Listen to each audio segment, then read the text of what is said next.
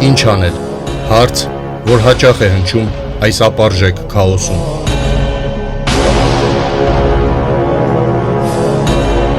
Պատասխանների փնտրտուքը յուրաքանչյուր երեքշաբթի ժամը 20-ին Արդար հայեմի եթերում։ Բարև ձեզ հարգելի հետևորդներ, Արդար հայեմի եթերում ինչ անել հաղորդաշարի հերթական թողարկումն է։ Հաղորդումը ինչպես միշտ վարում ենք մենք Հայք միաբանության անդամներ Էդգար Մակարյանը Երևանից եւ ես Արմեն Ներսիսյանը Գյումրիից։ Բարև ձեզ, պարոն Մակարյան։ Բարև ձեզ։ Սկսենք այսօրվա մեր հաղորդումը, որը վերնագրել ենք Մերօրյա Սարդարապատը։ Եվ այն այս ցիկլի մեր վերջին հաղորդումն է, որը ըստ էության ամփոփելու է մեր ողջ ասելիքը եւ գործնական տիրույթ տեղափոխելու այդ մեխանիզմն է առաջարկելու։ Եվ այսպես մեր նախորդ հաղորդումների ամբողջ տրամաբանության մեջ մենք հստակ ձևակերպեցինք հայ քաղաքակրթական նախագիծը, այսինքն այն հանունը, որի համար պետք է մեր ուժերը եւ մեր ներուժը համախմբել,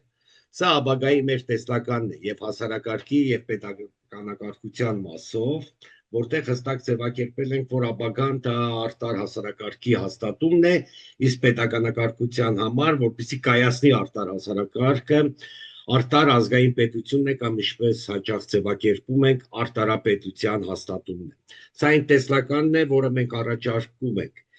Արտարապետության հաստատման համար անհրաժեշտ է ազատագրական պայքար, եւ դա ոչ միայն ռազմի դաշտում պետք է տեղի ունենա,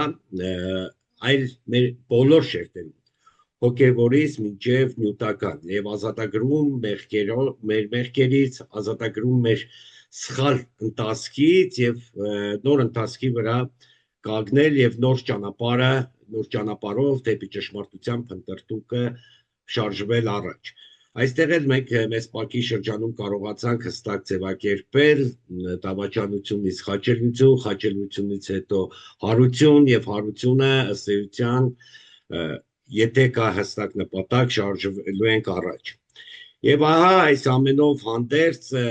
որպեսզի մենք կարողանանք ազատագրական պայքարը կյանքի կոչել, անցյալ հաղորդման ժամանակ հստակ ձևակերպեցինք, որ այսօր պետք է կայացնել ազգային համակարգը։ Ազգային համակարգի մասին էլ բավականին երկար մենք խոսեցինք, ազգային համակարգը, որի ըստ էության կայացման այսօր ուղղված են մեր ջանքերը, մասնավորապես աշխարհաժողով շարժման ջանքերը, փորձում ենք ոլորտ որպես համակարգ կայացնել եւ այս ապարժեք, անարժեք քաոսից դուրս գալու մատրիցան ձևակերպել։ Եվ որպես ամփոփում, այս ամենի ամփոփում հստակ ձևակերպվում է պահանջը կամ փոխաբերական իմաստով զանգերի ղողանջը, դա մերօրյա Սարդարապատի անհրաժեշտությունն է։ Ինչպես 100 տարի առաջ, այնպես էլ այսօր ըստ էության մեր գոյության հետագա ընթացքի միակ պայմանը Սարդարապատյան հաղթանակն է։ Բայց դա, եթե նախկինում Սարդարապատյան հաղթանակը արտաքին թշնամու դեմ էր, այսօր մենք գիտենք եւ բազմիցս դրա մասին խոսել ենք եւ այսօր էլ մեր իրականության մեջ մենք նկատում ենք, որ դա ներսի թշնամու արկայությունն է, այսինքն մեր համակարգը ամբողջությամբ կլանված է, նվաճված է պետությունը, իշխանությունը եւ բացարձակապես բառացիորեն սպասարկվում է թշնամական օրակարգ։ Անթակույց արդեն հրապարակավ առաջին դեմ կոչվածի շուրթերից, գրահուններով, եթե նայում ենք, այս ամբողջը հնչում է եւ հնչում է որպես պահանջ մեր թշնամական պետությունների եւ ըստ էության զանգերը ղողանջելու ժամանակն է։ Ճիշտ ասած, փոխաբերական իմաստով եւ ուղիղ իմաստով սա պետք է հասկանանք, ինչու, որովհետեւ զանգերի ղողանջը այլևս ուղիղ իմաստով չի կարող լինել, որովհետև նախկինում եթե զանգերի ղողանջը մարդկանց հավաքելու միջոցն էր, այսօր խոսքը, հրապարակումը, հայտարարությունը, դիրքորոշումը, կարծիքը ինքը ոչ այլ ինչ է, քան զանգերի ղողանջ եկեղեցու կողմից։ Եվ այսօր մենք նկատում ենք, որ այդ ղողանջը հնչել է եւ այդ հնչելու հետ մեկտեղ ակնհայտ է դարձել այդ թիրախավորումը եկեղեցու եւ մեր հոգեվոր ինքնության արժեքներին, որ այսօր իշխանությունը նվաճածները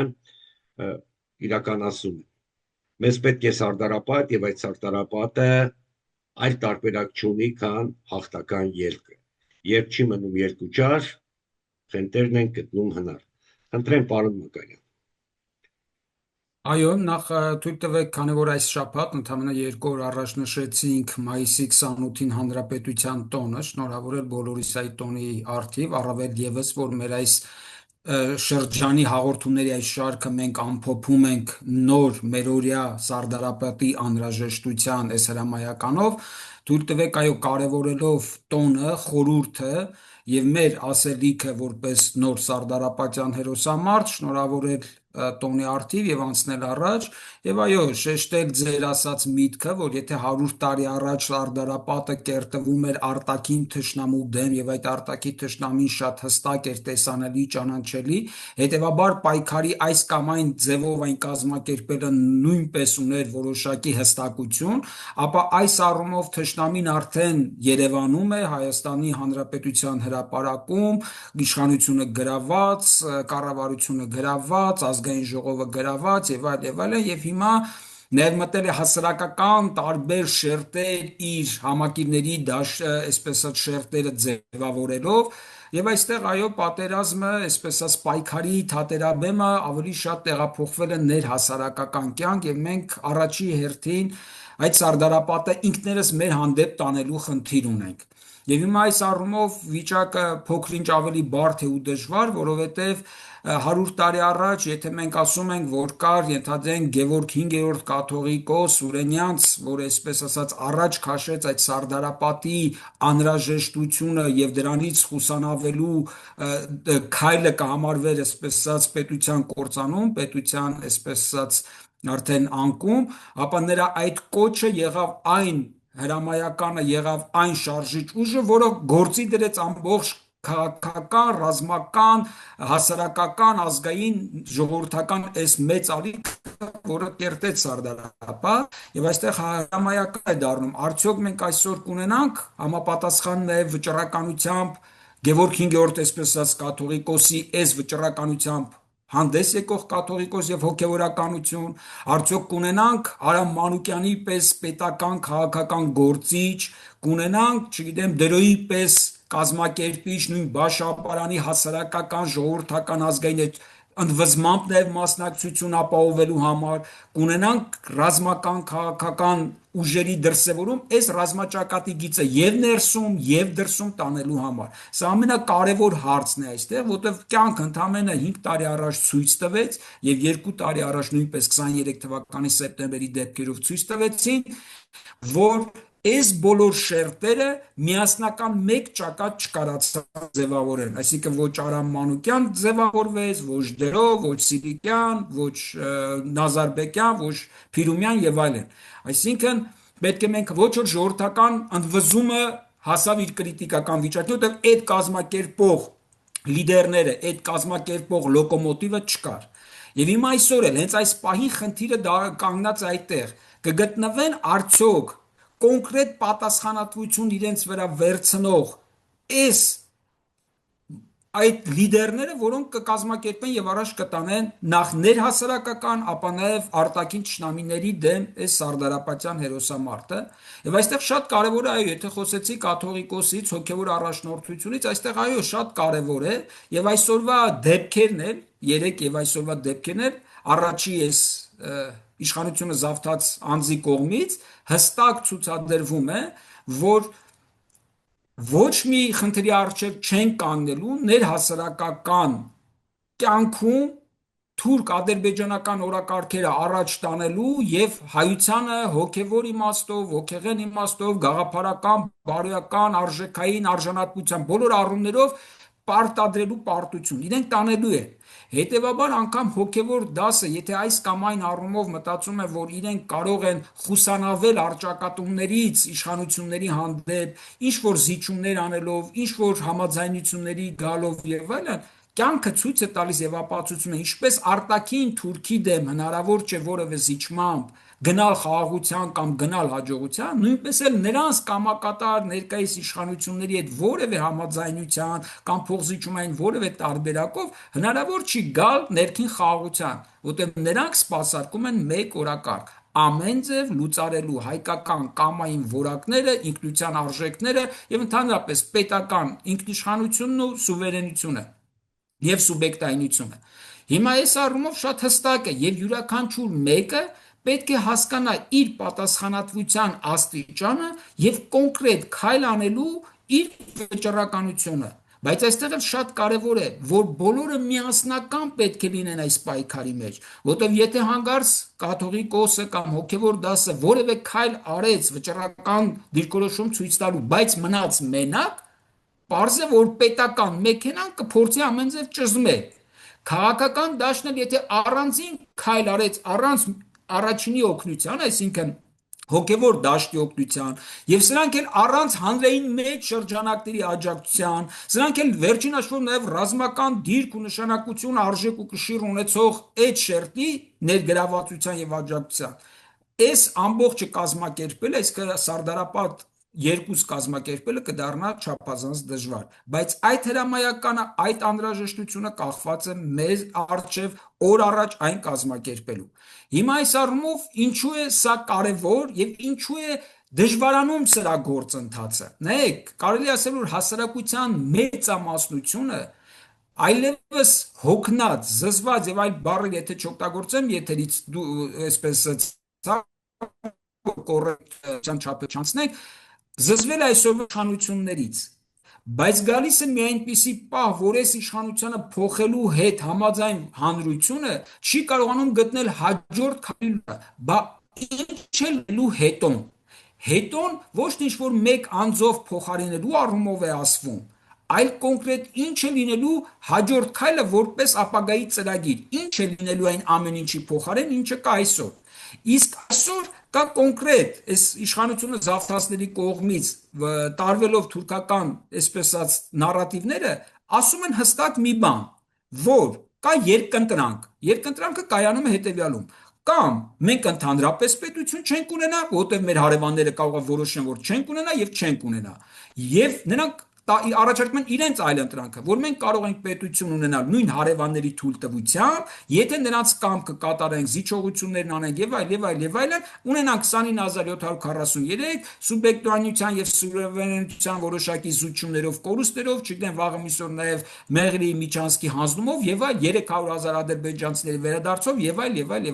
Այսինքն նրանք այս երկընտրանքն են առաջարկում, կամ պետություն չենք ունենա, կամ ունենալուց եկեք այս 27000-ը 29743-ը պահենք, իրենք էլ լինել իշխանության, իրենք էլ իրենց ալանով, թալանով, իրենց պարգևավճարներով եւ այլն ապրեն, մենք էլ մի կերպ այսպես յոլա գնանք։ Սա է իրենց տարբերակը։ Հիմա կոնկրետ այս ծրագրին այլընտրանք ծրագիր չի առաջարկվում, որ ասեն, ահա այլընտրանքը, որպեսզի հանրությունն իմանա, կա այլընտրանք, կա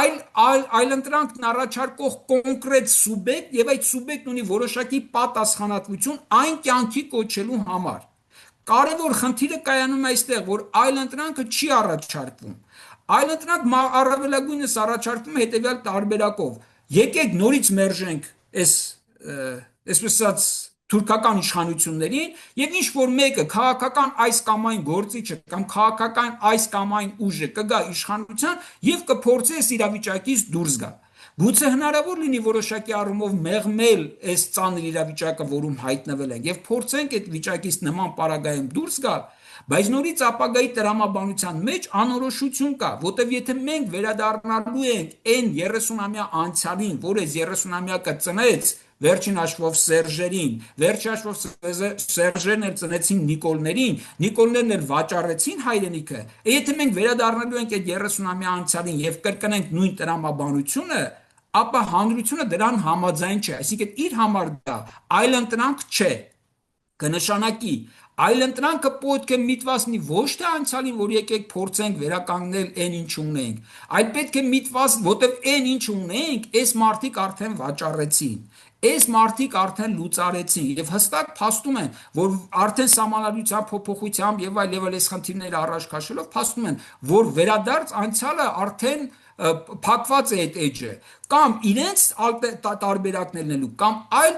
այլընտրանք պետք է առաջարկվի, եւ այդ այլընտրանքը մենք ասում ենք, որ ազգային արդարապետության խնդիր պետք է դրվի, եւ հիմա այստեղ նույն հոգեվոր դասի խնդիրը կայանում է նրանում, որ Սարդարապետյան ազատամարտը, հերոսամարտը, որ պետք է կերտի պետականության նոր ձևաչափ, կայանում է հենց այստեղ, որ մեր այս տարբերակում առաջարկվելու է ներհասարակական կյանքի այս խնդիրը հաղթահարելու համար ապագայի, այսինքն մոտ ապագայի, այսինքն նոր Սարդարապետով կերտվող նոր պետականության ձևաչափ, որը պետք է լինի ազգային արդարապետությունը, որտեղ այն ձևաչափը, որը մենք կառուցեցինք 91 թվականին եւ դրեցինք արևմտյան գաղափարների, իմաստների, բովանդակությունների, արժեքների վրա, այն ամբողջությամբ մակաբուծային էր եւ այդ մակաբուծային իրականությունը, որը ապրում էր հայը հայի հաշվին իր սեփական երջանկությունը կերտելու, դիմացինին դժբախտացնելու միջոցով, նման մակաբուծային ձևաչափը բերեց հանգեցրեց պետականության մի հսկայական միավորի Արցախ աշխարհի կորստի, այսօր էլ մեր Հայաստանի Հանրապետության վտանգներով լեցուն ներկայի եւ ապագայի անորոշությանը։ Այսինքն միակ հաղթահարման տեղը այս իմաստային, բովանդակային, արժեքային դրոշակի առաջ բերումն է որպես Սարդարապետյան հաղթանակի ներհասարակական կյանքում միակ գործընթաց։ Եվ հիմա եկեղեցու դերը, հոգևոր դասի դերը կայանում է սրանում, որ ինքը պետք է որպես պատվեր իջեցնի նոր պետականության հրամայականը, եւ այս հրամայականն իջեցնելով ամենակարևորը ինքը դիրքավորվում է հայոց ազգային պետության մեջ եւ հայոց ազգի ներհասարակական կյանքում եկեղեցի կոնկրետ դերով նշանակույթ արժեքայնությամբ եւ այլն եւ այլն, իսկ կոնկրետանում է պետականության մեջ նրա դերակատարության աստիճանը, նա դիրքավորվում է արդեն ի տարբերություն այսօրվա անորոշության եւ այսօրվա արդեն այն բազում հարվածների, որոնք ստանում է պետական իշխանությունների կողմից, այսինքն եկեղեցու համար գերկարևոր է պետականության եւ ազգի կյանքի մեջ իր դիրքավորման հստակեցումը 21-րդ դարում, 3-րդ հազարամյակի այս շեմի եւ ընթացքի մեջ, իսկ դա կարող է տեղի ունենալ մենակ մի պարագայում եւ վերաիմաստավորում, վերարժևորվում է եւ հայոց պետականությունը եւ դրանում եկեղեցու դերն ու նշանակությունը, որ այսօր նվաստացված, զրոյացված ցածր վիճակի մեջ է գտնվում։ Հիմա այս առումով եւ այս խնդիրը դրվում է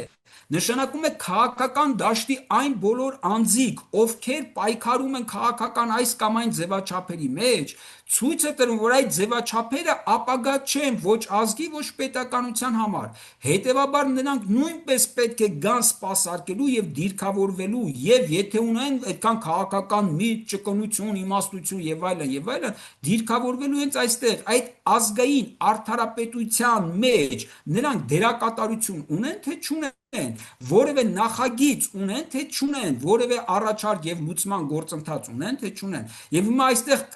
կզատվի, կմաքրվի, կֆիլտրացվի քաղաքական դաշտը, ովքեր ընդամենը այդ քաղաքական մանիպուլյացիայի ավանտյուրաների հաշվով իրենց քաղաքական դիվիդենդներ են հավաքում, բայց որևէ լուծում եւ առաջարկ չկա այս իրավիճակից դուրս գալու համար։ Եվ հիմա սա շատ կարևոր է այս արդարության հիմքի վրա այս առաջարկը եւ ներհասարակական կյանքում նման քաղաքական բովանդակությունների գեներացիա եւ դրանց շուրջ արդեն հանրային լայն զանգվածների համախմբությունը, քաղաքական, ինտելեկտուալ եւ ռազմական եւ այլ գործիչների մեկտեղումը։ Սա կարևոր է, որովհետեւ արդարությունը այն միակ բանաձևն է, որը հնարավոր է հաղթել եւ ներսում եւ դրսում, ինչու որտեղ 30-ամյա մեր պետության կորուստների ներհասարակական կյանքի շերտավորման, աղճատման համար առաջի պայմանը եղավ արդարության պակասը։ Բայց հիմա տեսեք, արդարության պակասը մեր հասարակության մեջ որպես բանաձև, որպես բողոքի դրսևորում, վերջում հանգեց հետեւյալ մի ձևակերպման, որը հետո ողբերգություն դարձավ արտաքին դաշտում։ Հիմա եկեք դա ասեմ, երբ որ երրորդ նախագահը այսպես ասած իշխանությունը փոխանցելով այսօրվա վարչապետ Կոչեցյանին ասեց, որ ես սխալ եի, իսկ մարդամեկը ճիշտ։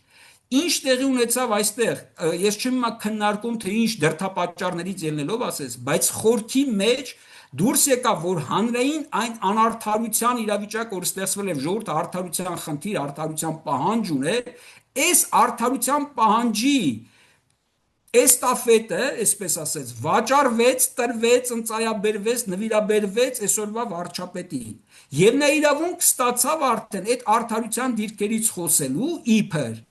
բայց արտաքին դաշտում այդ արդարության մանդատը, այդ արդարության մեր իրավունքը նա 30 արծաթով ծախեց մեր թշնամիներին։ Եվ հիմա հայ ազգը այն ինչը իրան 30 տարվա մեջ որպես իր արդար հաղթանակի վաստակն էր, եւ նաեւ երաշխիքն էր, որ հետո այդ հաղթանակած արդարությամբ հաղթանակած մանդատներ ներկայացներ մնացած իր տարածքների վերադարձի համար, սա 30 արծաթով վաճառեց եւ հայությունը կորցրեց իր արդարության մանդատն ու իրավունքը, եւ հիմա օտարը թշնամին իր ամբողջ սուտը, կեղծիքը պարտադրում է մեզ եւ աշխարհին է պարտադրում, որտեւ դու ինքդ հրաժարվել ես քո ճշտի, քո արդարության, իրավունքից ու մանդատից։ Եթե անգամ փողոցային մակարդակում դուք տեսնեք, փողոցային մակարդակում անգամ պատանիները, անչափահասները վիճում են, թե ով է նրանցից ճիշտը, ով է սխալ։ Հիմա քաղաքական դաշտում, անգամ աշխարհաքաղաքական դաշտում այս նույն սկզբունքն է, ով է ճիշտ, ով է սխալ։ Մենք ի գլխան է մեր ճիշտը, մեր արդարությունը վաճառել ենք։ Հետևաբար թշնամին ամեն ինչ անում է մեզ նվաստացնելու համար, հետևյալ նման պարագայում ոչ մենք կարող ենք մեզ պաշտպանել, ոչ էլ անգամ մեր բարեկամները, հարևանները, ռազմավարական գործընկերները մեզ չեն պաշտպանելու, որտեղ դիտելու են մեզ, մեր ճշմարտությունը, մեր արդարությունը վաճառած անձիկ, եւ պետականություն եւ սուբյեկտ։ Հետևաբար արդարությունը վերականգնել նշանակում է ներհասարակական կյանքում առաջինը վերականգնել, որը պետք է այդ Սարդարապետյան նոր հաղթանակների մեկնարկը, դա պետք է տեղի ունենա։ Այդ արդարության դրոշի ներքո, որ հայությունը գնում էր ներհասարակական կյանքը վերականգնելու արդարության դրոշի ներքո, որի առաջնամարտիկը պետք է լինի հենց եկեղեցին։ Եվ այսօրվա հարվածները, որ հասցվում է եկեղեցուն, պետք է եկեղեցին հենց այստեղ ուշքի գա, իր դերակատարությունը հասկանալու համար, իմանա ինչ անել, ինչ անելը պետք է մեկնարկի արդար պետականության ստեղծման պատվերի իջեցման հասարակություն եւ ինքը դրա դրոշակակիրը լինի եւ տեսնի այդ պետականության ձևավորման համար ինչպիսի քաղաքական գործընթացները ծավալելու։ Եվ այս պարագայում է միայն որ կարող են եւ ներհասարակական կյանքում արդարություն ակնել եւ արտաքին դաշտում արդեն արդարությունը վերականգնած եւ դրա լիազորություն ունեցող սուբյեկտ ներկայանալ աշխարհին եւ պահանջել մեր արդարությունը արդեն աշխարհի մասշտաբով։ Եվ հիմա միայն այս պարագայում է, որ մենք ձեզ հետ միասին ասում ենք, որ կհավերժի հայը արդար հայը։ Այո, կհավերժի հայը արդար հայը, եւ սա արդեն հասարակական պահանջ է։ Մենք հաջորդիվ նոր ցիկլ հնարավոր է որոշակի ձևաչափ փոխվի, ինչ անելու, բայց այնուամենայնիվ մենք շարունակելու ենք զրուցել։ Հաստատ գիտենք, որ քչերն են լսում մեզ, հաստատ գիտենք, որ ոչ բոլորին է հասանելի այն ասելիքը, որը հիմա փոխանցվում է, որովհետև ապարժեք քաոսը, մեկանգամյա օգտագործման տեղեկատվությունը, ապարժեկության այս բարձր դոզը թույլ չի տալիս, որպեսզի կարևոր խոսքը կամ այսպիսի խորքային վերլուծությունները հասնեն տեղ։ Բայց սա մեզ չի վհատեցնում, ընդհակառակը ավելի է լցնում վճռականությամբ, որովհետև մեկ անգամ եւս ցույց է տալիս, որ ապարժեք քաոսից դուրս է կառուցվում մեր ասելիքը եւ այն մատրիցան, որով հայկական քաղաքակրթությունը առաջ է շարժվելու։ Աստծո կամոք շարժվենք առաջ, թերևս այսքանը եւ ինչպես Մակարյանն է ամփոփում հաճախ կհավերժի հայը, արդար հայը։ Ցտեսություն։ Ցտեսություն։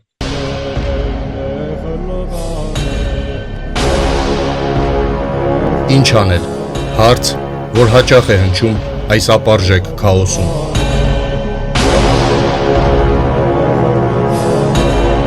Պատասխանների փնտրտուքը յուրաքանչյուր երեքշաբթի ժամը 20-ին